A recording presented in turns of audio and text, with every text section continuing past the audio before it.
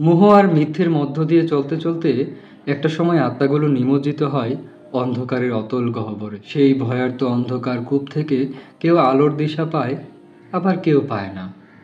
আবার কেউ সামান্য সুযোগ পেলেই আলোর পথে ফিরে আসার সুযোগটা লুফে নেয়।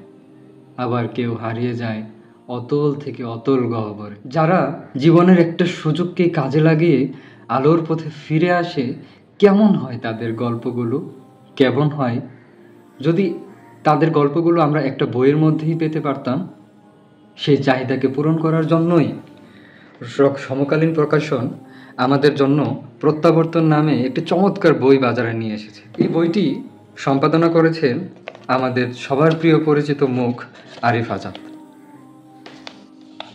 221 পৃষ্ঠার এই বইটিতে স্থান পেয়েছে 26 জন চিরপরিচিত মুখ, যাদের বই আমরা সবাই পড়ি, যাদের কথা, যাদের বই আমাদেরকে অনুপ্রাণিত করে, যাদের বই পড়ে আমরা জ্ঞান অন্বেষণ করি, সেই সকল 26 জন তরুণী স্কলারদের জীবনী নিয়েই এই বইটি সাজানো হয়েছে।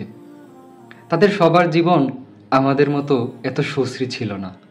নানান ধরনের প্রতিকূলতার মধ্য দিয়েই তারা আজকে আমাদের সামনে সবার পরিচিত মুখ। কেমন ছিল তাদের দিনে ফেরার গল্প? এরকমই 26 জন তরুণ স্কলারের জীবনী নিয়েই এই বইটি সাজানো হয়েছে। এই বইটিতে রয়েছে 2টি অধ্যায়। প্রথম অধ্যায়টি হচ্ছে আলোর পথে যাত্রা এবং দ্বিতীয় অধ্যায়টি হচ্ছে স্রষ্টার সন্ধানে। এই স্রষ্টার সন্ধানে 4 জন ইসলামিক স্কলারের স্থান পেয়েছে, যারা অন্য ধর্ম থেকে ইসলাম ধর্মে রিভার্ট হয়ে ফিরে এসেছে। এছাড়াও এই বইটিতে হয়তো আপনার আমাদের সবার পরিচিত মুখ, যেমন ধরুন মোহাম্মদ রুহুল আমিন, ডাক্তার শামসুল আরেফিন, উমর আল জাবির, মাসুদ শরীফ, তারপর আরিফুর রহমান, এছাড়াও অনেক স্কলার যাদের বই আমরা হরহামেশাই পড়ে থাকি, তাদের কেমন ছিল দিনে ফেরার গল্পটি, সেই গল্পগুলো নিয়েই এই বইটি সাজানো হয়েছে। এই বইটি পড়ার সময় কিছু বিষয় নোট ডাউন করার পরামর্শ আমি দিব। প্রথমত, এই বইটিকে একটি সাধারণ গল্পের বই হিসেবে না নিয়ে বরং আমাদের জীবনের জন্য শিক্ষা হিসেবে নেওয়া প্রয়োজন।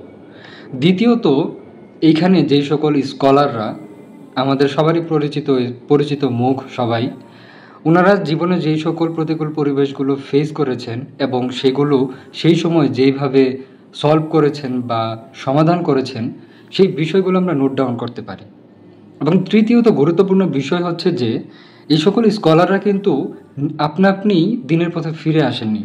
ওনাদের দিনের পথে ফিরে আসার ক্ষেত্রে ওনাদের বিভিন্ন বই পুস্তক, বিভিন্ন বন্ধু, পাড়া প্রতিবেশী, তারপরে তাবলিগ জামাত, বিভিন্ন মাধ্যমকে কেন্দ্র করেই ওনারা দিনের পথে ফিরে এসেছেন।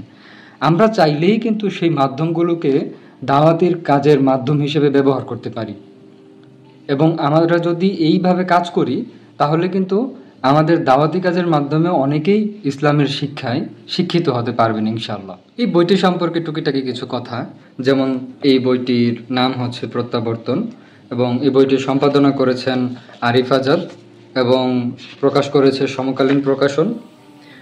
এই বইটি সর্বপ্রথম 2018 সালে 21শে বইমেলায় সর্বপ্রথম প্রকাশিত হয় এবং এই বইটির মূল্য নির্ধারণ করা হয়েছে 300 টাকা।